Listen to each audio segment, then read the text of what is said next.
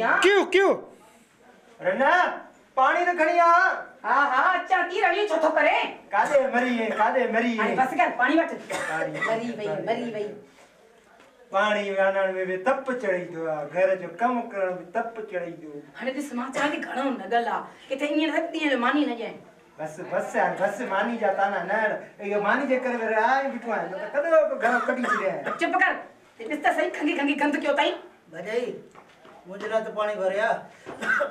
या अल्लाह मां तो के पानी किए दस पांच गिलास में एक त खंगी सजो घर खराब करे छजो तई रहदो वरी दे असा के भी बीमारी मुझे थामन में तो कया ओडे गिलास पयो थी वनी पी न पाण अरे गाल बुध मां चवाई थी वक्त सा पाण वाले भा के घर में कढी छड ओडे पाणे वाले वडे भा दे मोकलेस ते ये न त मुखे भी बीमार करे छने त मुझे बार स्कूल जान हुए त भी बीमार चल किरोना कौन तो जो सबके बीमारी कदो खंग तो नॉर्मल है ठीक थी तो पानी पिया पड़न पट्टी पानी पिया है उस मां चवाई थी कि ते ये न त मा को विसरी वने तुम जो मरसा बाकी छा मां मुसना है छा चुप कर वे मां जी बिया मोटी है जाना मानी क्या थी मानी करे मोटा तो भाणे के घर में न देसा ठीक है ने घणो न गला जो जुल्म करे थी पाणन पट्टी सो चाते लुड़वा चाते पिण ही में बुढ़ी मरण जो मकाम हा अरे जाने केतरो भी नहीं वडो भाव पी जी जाए ते हुंदो आ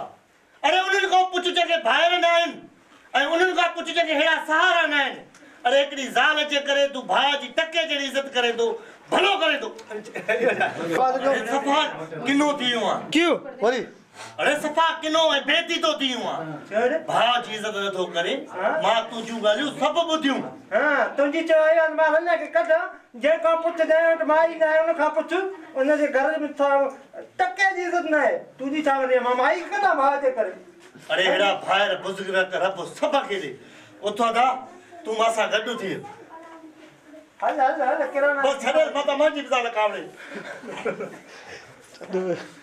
बस यो कट जो जाने यो कट जो। पाके कट गई